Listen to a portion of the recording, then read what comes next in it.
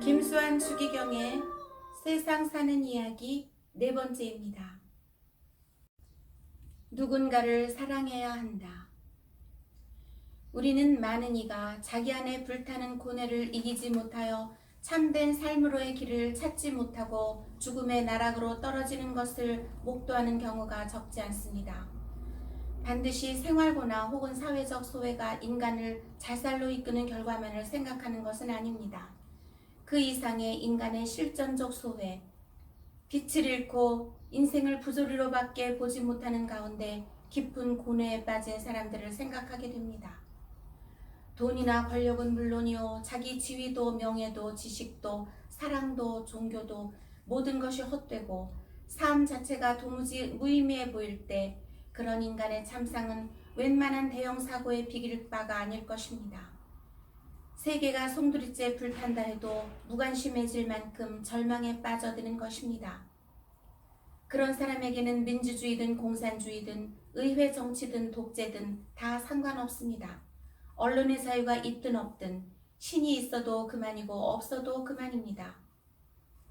이렇게 문제가 극에까지 이른 사람이 우리 현실에 얼마나 존재하는지, 혹 그런 상태가 적어도 한 인간 안에 완전히 돌결되어 어떠한 빛도 녹일 수 없는지에 대하여 사실 나는 의심하고 있습니다. 그러나 나는 그렇게 표명하는 사람과 드물게나마 대면하곤 합니다.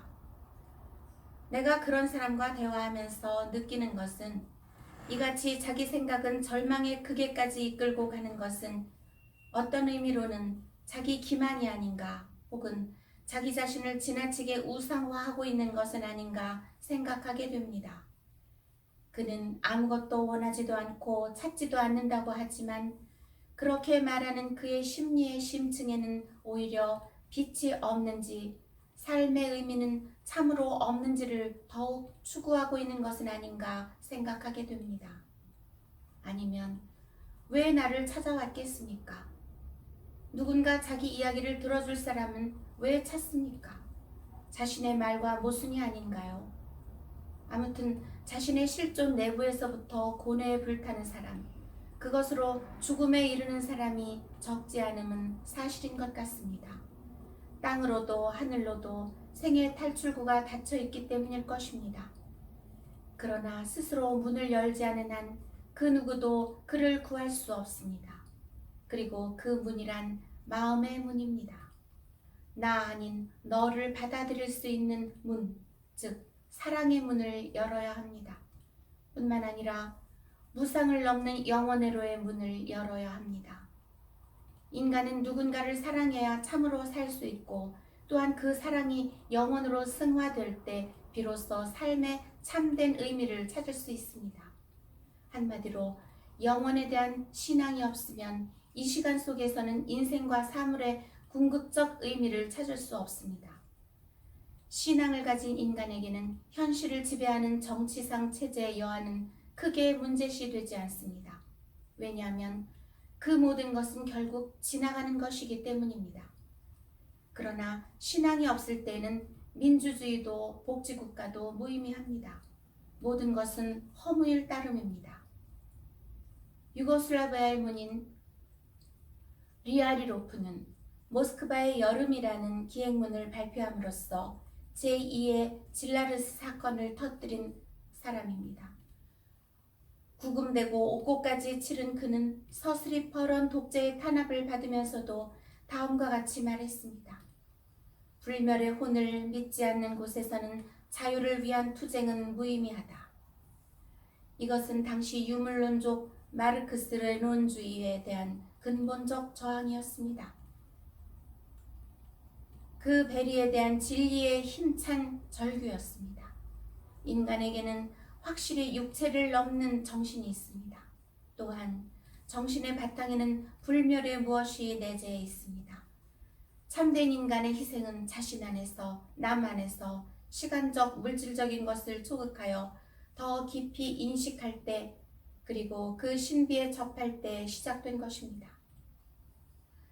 인간이 뭐길래 사람이 태어날 때 태어나고 싶어서 태어납니까? 왜 태어났습니까? 아무도 모릅니다. 그렇다면 삶을 스스로 택한 것이 아니라 주어진 것입니다. 여기서 인간의 한계성이 비롯됩니다. 사람에게 삶을 준 자, 나를 존재시킨 자를 발견할 때 인간은 비로소 존재의 의미를 지닙니다. 인간 존재에 대한 물음. 인간은 과연 무엇입니까? 이것은 오랜 역사를 가진 질문이기도 합니다. 아리스토텔레스는 인간은 이성적 동물이라고 정했습니다. 그러나 이성적이란 말이 전제되었다고 하더라도 인간을 동물이라고 한 것은 인간의 정의로서는 부족합니다. 현대에 와서 여러 학문이 인간을 연구합니다만 인간이 무엇인가에 대한 답을 얻어내고 있습니까? 현대의 과학적인 연구 방법들은 일반 사물을 연구하듯이 인간도 한 연구 대상으로서의 물체처럼 보려고 합니다. 과학적으로 볼 때 인간은 광막한 우주 안에 아주 조그만 존재로서 아무것도 아닙니다. 과학적 연구 방법이 필요 없다는 뜻이 아닙니다. 그러나 그 연구에는 한계가 있다는 이야기입니다. 과학이 전자, 중성자, 양성자에 따라 잉크 등을 발견하고 거기에서 더 분석할 수 있어도 그것이 물체의 마지막 단위는 아니며 그 마지막을 알아낼 수 있을지조차 의문입니다. 알면 알수록 대우주의 신비에 빠져들게 됩니다. 인간의 육체를 대상으로 연구해서 해부하게 메스가 닿지 않은 인체의 부분이 없을 정도가 되었지만 현대의학의 과제는 아직 무한대로 남아 있습니다. 또 해부를 해도 영혼은 보이지 않습니다. 마음도 보이지 않습니다. 그렇다고 인간에게 마음이 없습니까? 생명을 대상으로 연구할 때도 마찬가지입니다. 현대에는 생명과학, 생명공학, 유전공학까지 있지만 생명이 어디로부터 왔는지는 모릅니다. 결국 무생물에서 생명이 나왔다고 말할 수밖에 없는데 일찍이 가지고 있지 않은 것은 주지 못한다는 명제가 있듯이 무생물에서 생명이 나온다는 것은 논리의 비약입니다.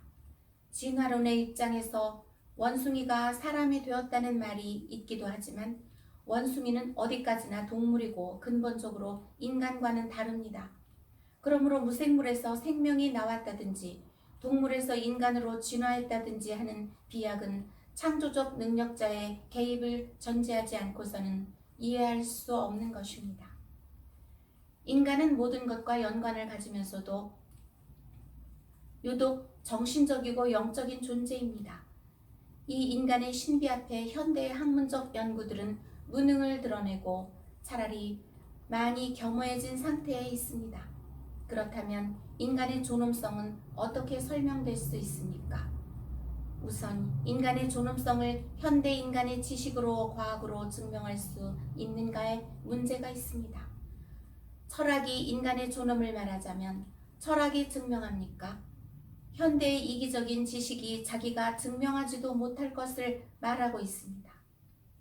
인간의 존엄이 실제로 실행되고 있는지 어떤지는 모르지만 모든 나라의 헌법에 반영되어 있습니다. 지식인들이 신문이나 다른 매스컴에서 인간의 존엄을 이야기하는데 어떤 때는 모순조차 느낍니다. 물론 그 사람이 무신론자일 수도 있습니다. 그러나 무신론을 바탕으로 인간의 존엄성을 이야기할 수 있습니까? 무신론이라면 인간이 존엄할 이유가 하나도 없습니다. 무엇이 존엄합니까? 또 아무리 봐도 평등하지 않은데 왜 평등하다고 말합니까? 인간의 존엄성을 바탕으로 해야 평등의 문제가 나오는 것입니다. 인간의 존엄성을 인간에게는 이성이 있다는 데서 찾는 분이 있습니다. 그러나 인간의 존엄성을 이성에만 둔다면 이성이 없는 사람, 그 작용에 고용을 일으킨 사람의 존엄성은 없게 됩니다. 이성의 작용에 고장을 일으킨 사람은 존엄성이 없느냐 하면 그렇지는 않습니다. 인간은 어떤 처지에 있든 존엄성을 갖고 있고 그것은 아주 중요한 것입니다. 믿음이 가장 확실한 정답. 따지고 보면 인간이 무엇이냐, 인간이 과연 존엄한 것이냐 하는 문제에 있어 성경만큼 확실하고 명백하게, 또 그것을 그 이상 더 말할 수 없을 만큼 자상하게, 어떻게 보면 장황하게 설명해 놓은 것이 없습니다. 인간을 물체로 분해하면 몇 푼 안 나간다고 합니다. 언젠가 책에서 읽었는데 인간이란 것은 그런 각도에서 보니 참으로 한심한 존재입니다. 그런데도 그 인간을 놓고 모든 문제가 비롯되고 있습니다. 아무렇게나 살면 어때서 인간답게 살아야 되고, 남과 견주어서 비교적 평등에 가깝게 살아야 되고, 인간의 존엄과 품위에 알맞게 살아야 한다고 말합니까? 이것은 중요한 질문이고 또 해명되어야 할 질문이기도 합니다. 나는 인간의 존엄, 인간의 근본적 평등의 연원이 어디에 있느냐 할 때 하느님의 모상으로서의 인간에 있다고 말합니다. 그것을 성경에서 말하고 있습니다. 성경에서는 법에서 말하기 이전에 만민평등, 즉 인간에 대한 누구나 존엄하다는 것입니다. 앞서 지적한 대로 인간이 존엄하다는 것을 과학적으로 증명할 수 있는가 하면 증명할 수 없습니다. 우리가 보는 것, 과학적으로 발견할 수 있는 것은 인간이 존엄하다는 것을 확인해 주기보다는 인간이 존엄하지 못하다는 쪽을 오히려 확인해 주고 있습니다. 존엄성과 만민 평등의 문제는 사실상 믿음의 문제입니다. 그리고 이것이야말로 하느님을 믿고 인정할 때에만 설명이 가능합니다. 믿음. 우리는 인간 이상의 존재를 인정하고 거기에 근원을 두는 인간관을 가질 때 비로소 인간의 평등과 존엄을 이해할 수 있고 받아들일 수 있습니다. 하느님이 모든 인간을 당신 모습대로 창조했고 모든 인간 각자를 똑같이 사랑하고 있고 모든 인간을 당신의 영원한 생명에 들게 한다고 믿을 때 인간은 비로소 평등하고 존엄한 존재가 되는 것입니다. 이 존엄성이 인정되는 한 인간에게는 희망이 있습니다. 세상에서 재화와 지위가 필요한 것이기는 하지만 다 변하고 지나가는 것에 불과합니다. 이 세상의 모두가 나를 버려도 그분은 나를 사랑한다는 믿음이야말로 참된 희망입니다. 인간은 이런 희망을 갈구하고 있기도 합니다.